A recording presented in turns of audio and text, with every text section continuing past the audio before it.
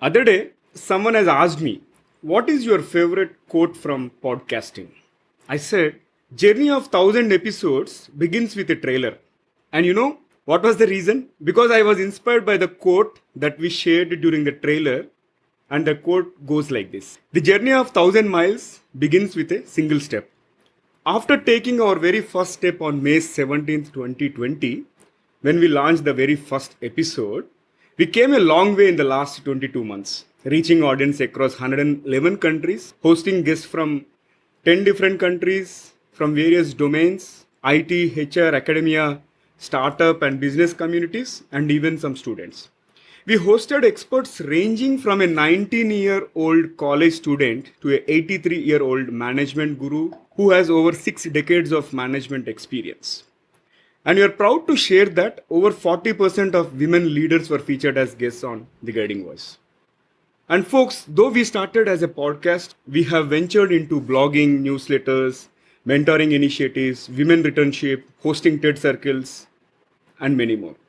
In fact, there are a lot of surprises planned for all the TGV patrons in 2022 and beyond. The Guiding Voice, TGV, is now a platform for all career guidance and personal transformation related support. All you need is just start tuning in and reach out to us for anything and everything. And today is a very special day for the Guiding Voice family. We are proudly presenting you our 200th episode. Yes, you heard it right. And folks, we have grown 200 times so far, but we have a long way to go in shaping the careers and lives of millions across the globe.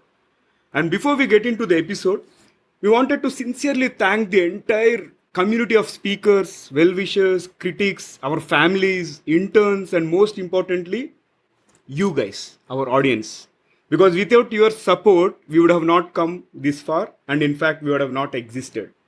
Please accept a big thank you from the bottom of my heart as well as my core team, and request you to continue to bestow your blessings on this enchanting journey.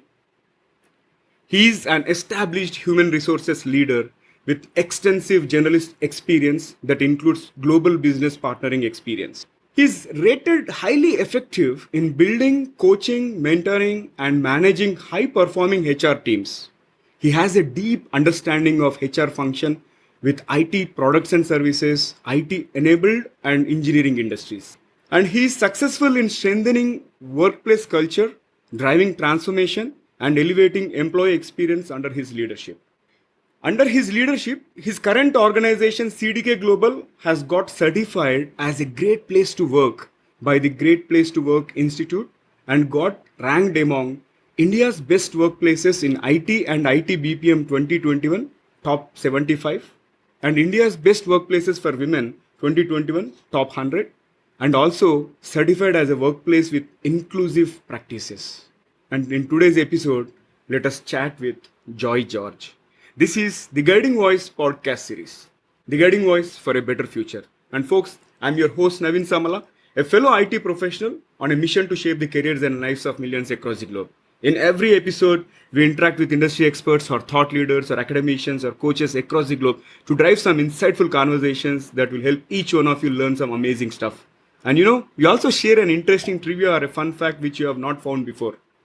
In fact, you will acquire more knowledge per every minute by tuning into TGV than any other podcast in this space. Thank you so much for joining me. And today we are going to discuss a very important topic.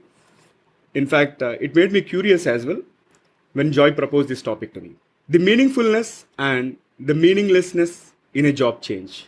And we are extremely pleased to have Joy part of TGV's journey in shaping the careers and lives of millions across the globe. And before we get started, I would like to share a few words about Joy. I think he's one of the most admired HR leaders that I came across. And I always admire the way he presents himself. And there is a learning in every conversation that somebody has with him. In fact, it is a privilege to have Joy as part of TGV's 200 milestone guest. Joy, hearty welcome to TGV. Thank you so much, Naveen. It's my privilege and honor to be part of this, special episode. And in particular, I'm so very happy that I'm having this conversation with you, Naveen. Yeah, pleasure to have you on board, Joy. And I'm really, I was looking forward for this and finally we made it happen. Absolutely. All right. Or probably you can briefly talk about your career journey and share top three things that have helped so far with our audience. Absolutely, my pleasure. Obviously, I bring in 22 plus years of practicing human resource for various organizations, mostly in the IT industry, so to say. I was part of the Tata Group as early part of my career. Did get my best of career formation in HR from Tata Group. Subsequently, I was part of a product organization called Mtoris, which was eventually acquired by IBM. So today, Mtoris as a brand may not exist, but IBM is the organization. We were part of IBM Software Labs.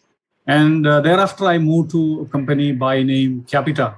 And my current company is the next job that I picked up. I've spent 5 years at this point of time with this company. Well, the top three things, if I have to say, I would have already mentioned indirectly. Every job that I picked up, I gave myself some time, so to the organization, to do certain things that I signed up for.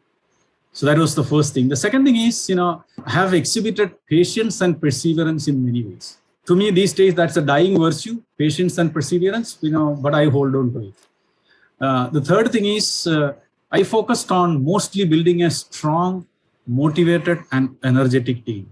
I believe success for any true leader can actually happen only if there is a committed, motivated, energetic team. I was fortunate all through. I have had one, including in my current workplace, CDD.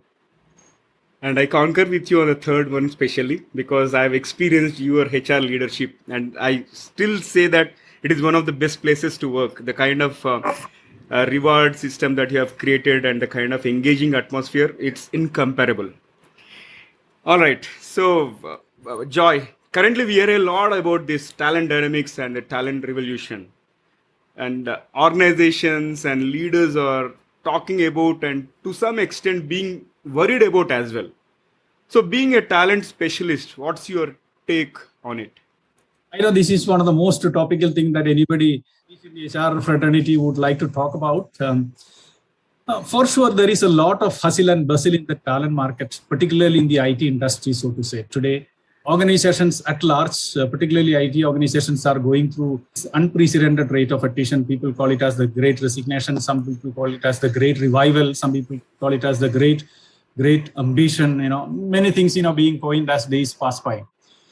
In my analysis, one strange thing, though, is that a lot of people have changed jobs or are changing jobs without a valid reason, which made a lot of the retention efforts for leaders, particularly HR professionals, quite difficult. Hear me well, I said a lot of people are changing without valid reason. Okay. On the other hand, people seem to have joined or are joining organization without sufficient convictions either. What does that mean? People are just leaving one workplace and joining another workplace without any valid reason and without sufficient conviction. What can it lead to? It can only lead to utter chaos. Now, today, you also keep hearing about, in various forums, people talking about the great reversal in the sense of a lot of people are returning to their original workplace. These two dynamics, people leaving without a valid reason, and suddenly people also thinking to come back because they joined without sufficient conviction, do create an interplay and add to the existing challenge of attrition already. That is very, very unfortunate. Having said that, if you ask me, therefore, why do people then leave? The only reason that I see people keep citing for their change of job at this point of time is somebody has offered them something. And most people come and say, I got an offer. And obviously, if you ask a little more, they say, I got in almost 50% more or 100% more. Nothing more than that. Nobody talks about by saying, hey, I'm going to be changing my track. I'm going to be moving on to a new technology, or I'm going to be assuming a next level role. You hardly hear any of these conversations these days. They only come and tell you saying that I got an offer. I sometimes, sarcastically respond by saying, oh, you got an offer. Congratulations. How do you get an offer without an effort? You make an effort, right? Which means you went and stood in a line as well. And you said all great things about your current organization. That's how you ended up in a good job. Anyway, so that's on a lighter note. But otherwise, all of these things, first of all, let me share it with you, Naveen. I think people at large are fairly confused. They need help. Leaders, if at all, there is a special time in the careers of people, it is now. You need to be close to your people, providing them with the right career advice and necessary support because people are confused. Secondly, organizations, it is time for them to be far more intentional about pay, because all sudden compensation is a big deal. Organizations needs to be far more intentional about pay, purpose of a job, which means you need to articulate and re-articulate as to what is the purpose of this job, create a perceived value for the job, and obviously the buzzword today, which is provide sufficient flexibility. So that's something that the organizations also need to do. So that's something that I would share as a kind of reflection as a talent practitioner on the dynamics today. Great insights, Joy. In fact, I resonate with your statement saying that people are confused about career. And yesterday itself, I did a mock interview. One guy approached me through LinkedIn saying that, hey, can you do a mock interview kind of thing? And I asked the very first question, why are you looking for change? He said, it's already 3 years that I'm working with this organization. And my question was, boss, I worked for General Electric for 11 years. What do you call that? And there are so many people who join as an intern and they still retire. And you find so many tenured employees. Don't change the job for the sake of it. First, get that particular clarity. I think that is very important. Thanks for highlighting that. And Joy, taking the nuances from the career growth, which is cited as the most frequent reason or which is the most cited reason for a job change for years across the organizations and all. So how should somebody look at one's career? Like, can they think about blooming from where they are planted or landed? Very interesting. That's a very interesting observation, Naveen. You're absolutely right. Career and career growth is something that people talk about all the time. They talk about at the time of joining an organization to a prospective employer. They talk while they are in a job to their current employer.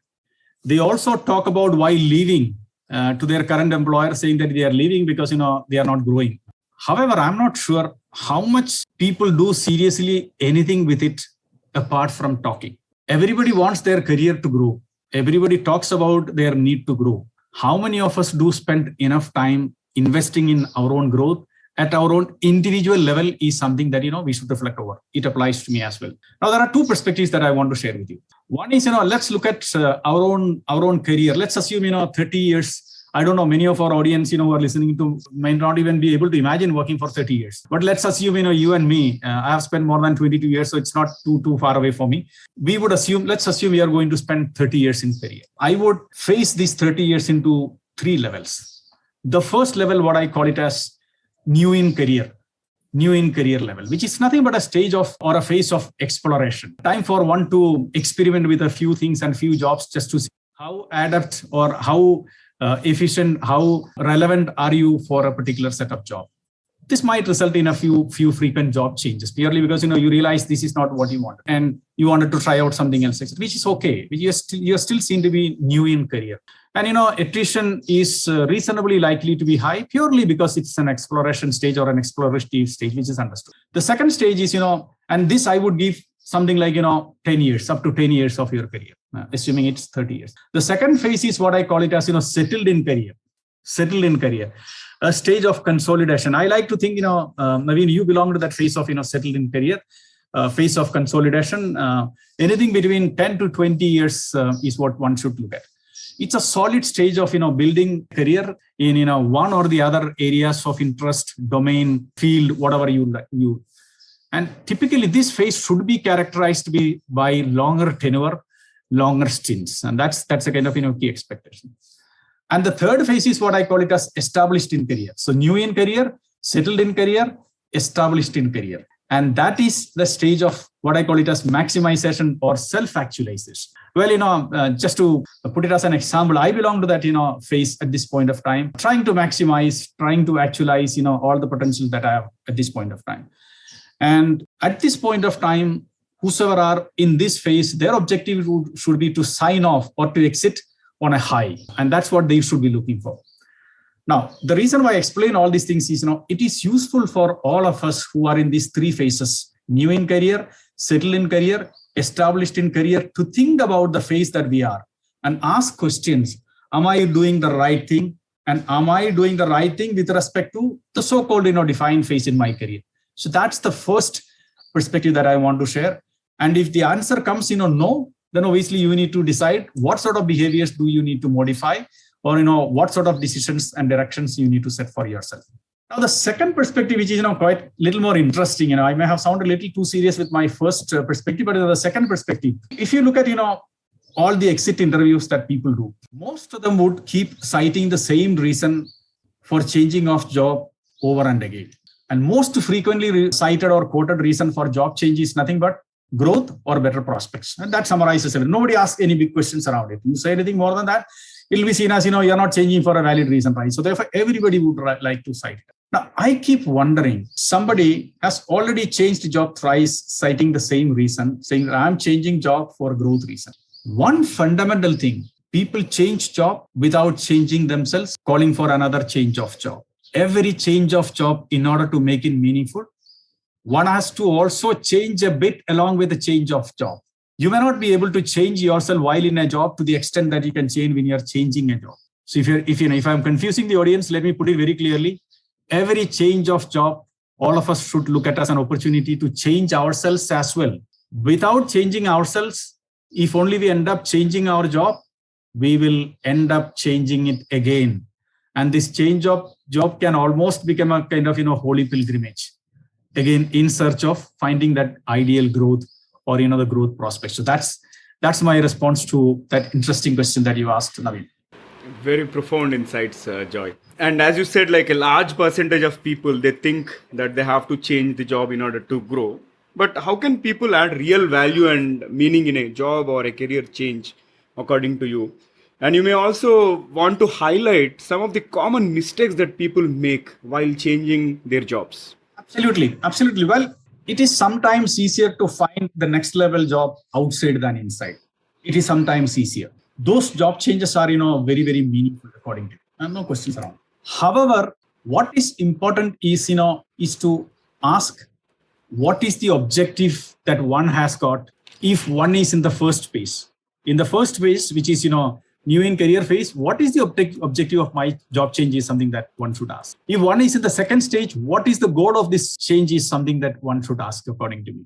And if one is in the third stage or the third phase, what is the purpose of me leaving the organization or organization is something that we should ask. According to me, you are ready to change only for two reasons. One, you have achieved your objective or goal or the purpose, depending on at what phase of your career you are. You achieved it. You have nothing more to achieve.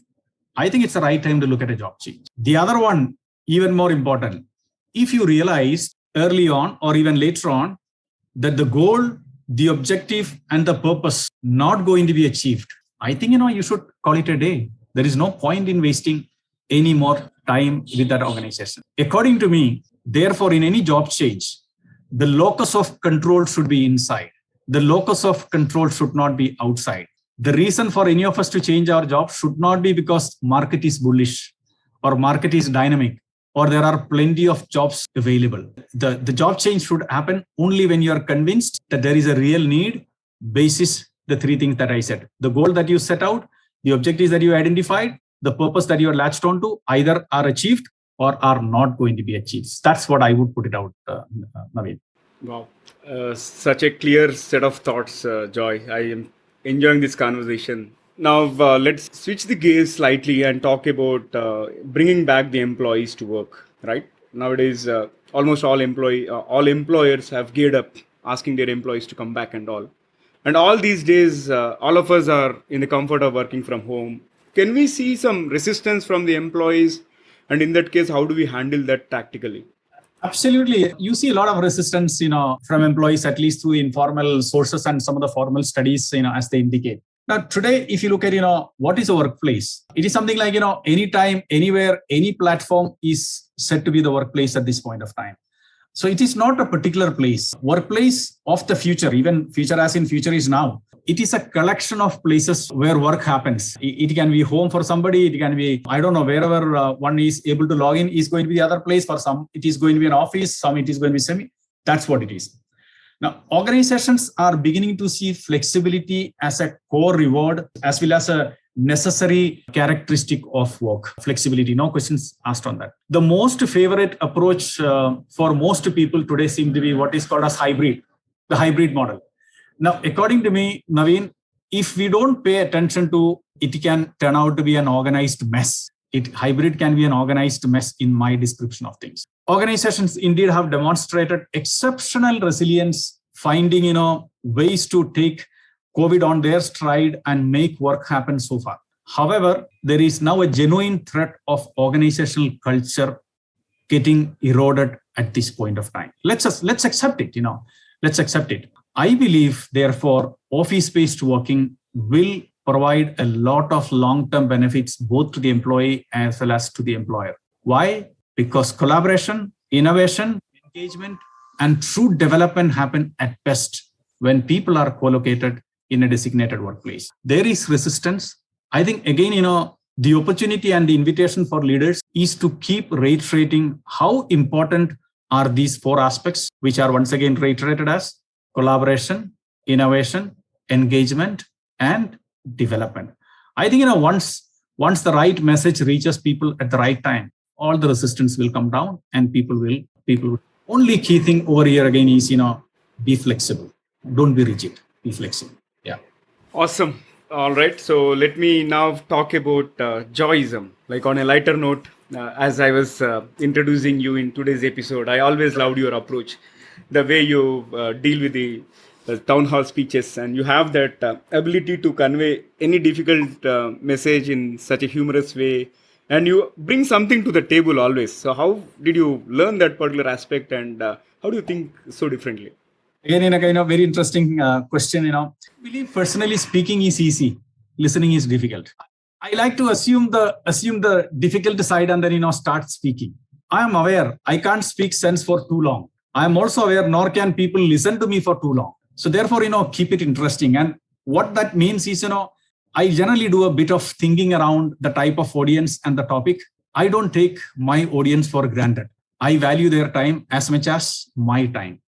That's the simple code that I follow, Naveen, if at all, in any of the forums to leave an impact. Wow, exceptional thought process there. And I completely admire that. Thank you for sharing the secret sauce. My pleasure. Right, so we have been talking a lot about this great resignation, bringing employees back to work, and all this serious stuff about meaningfulness and meaninglessness in a job change. Now I would like to spice this episode by asking you a few interesting rapid fire questions. If you are ready, I'm going to put you on spot. Absolutely, why not? All right, great. So, Joy, let me fire the first bullet out of the rapid fire. Okay. What was your favorite subject during the school? That's the trickiest of all that you can ask me. In fact, there was no subject that was of any interest to me until I passed out 10th standard and I realized it's a subject. And then I chose English language as my subject. Okay, fair enough. All right, here comes my next one. What were you afraid of as a child? Today, I am afraid of many things. When I was a child, I realized that I was not afraid of anything. Today, I'm afraid of many things. But as a child, none. All right. Moving on. So, can you share one thing from your bucket list with our audience? Don't look for a way. The way is in the making. Don't look for a way. The way is in the making. That's the principle that I follow. Wow. So profound again. All right, let me move on to my next one. Do you prefer social time or alone time? Obviously, time alone. Okay, fair enough. Thank you. Here comes the next one. What never fails to make you laugh? Actually, looking at the funnier side of life and the crazy, that people do, including me. I can't stop laughing, by the way. Great rapid fire round so far, Joy. And let me fire the last bullet out of this. What is one guilty pleasure that you enjoy the most? I think let's keep it for another day, Navi. Are you sure? Yes, let's keep it for another day. Okay, I'm going to call you just to make you answer this one. Absolutely. All right, fair enough. And that was an amazing rapid fire, Joy. And thank you for being so candid and sport. With that, let me flip back to the mainstream and ask you one final question for today's conversation. So, Joy, what will be your one piece of advice to those aspiring to make big in their careers? It's very simple. Don't be a rolling stone. Build stability in your job in the first place if you are serious about building your career. Just changing job does not build anybody's career. Just changing job does not build anybody's career. That's the living thought that I want to do. Awesome. Thank you. Thank you so much. That was another insightful message. And I thoroughly enjoyed the conversation, and I'm sure audience are going to immensely benefit out of this episode as well. And thank you once again, Joy, for being part of TGV's journey in shaping the careers and lives of millions across the globe. And especially honored to have you as our 200th episode guest. My pleasure. My pleasure. Like I said, it was a privilege for me to be part of this, not only because it's the 200th podcast episode, but even otherwise, contributing to this initiative. I've always been a silent admirer and an observer of this initiative. I know you have put in a lot of efforts along with some of your colleagues to shape this up. I never imagined, it would grow to this size, but now I can imagine to what extent it's going to grow. All my best wishes and all support always, Naveen. Thank you. Thank you so much, Joy. That means a lot. And it was a real pleasure talking to you after a long time. Same here. All right. So, folks, before we move into the trivia section, here is a small request to all of you. In case if you haven't subscribed to us, please subscribe from the app where you have tuned in from so that you will be notified of all the future episodes. Also, if you have loved this conversation just like I did and found it useful, please share with at least 3 of your friends or colleagues who can benefit from The Guiding Voice, so that your friends will learn new stuff like you and we will gain new subscribers. Thank you so much in advance. Now, let's cruise into the trivia segment of today's episode. And folks, remember Joy worked for a company which was acquired by IBM, right? Incidentally, I'm going to share a topic around IBM research. And the facts that I'm going to share about IBM research are about 6 IBM employees have won the Nobel Prize for their excellent performance in the field of technology to date. Not only that, IBM employees have won 6 Turing Awards and 20 of them were inductees into the US National Inventors Hall of Fame and 19 National Medals of Technology, 5 National Medals of Science and 3 Kavli Prizes. Not only that, as of 2018, this company has generated more patents than any other business in each of 25 consecutive years, which is a record. Of course, this is not a sponsored message, but in case if you are looking for a stable job, which is challenging, probably IBM might be one company to explore for. Fantastic. That's all for today. Thank you so much for tuning in. And this is Naveen, your fellow IT professional and a passionate learner on a mission to make a difference in the lives of millions across the globe. Until next time, bye-bye.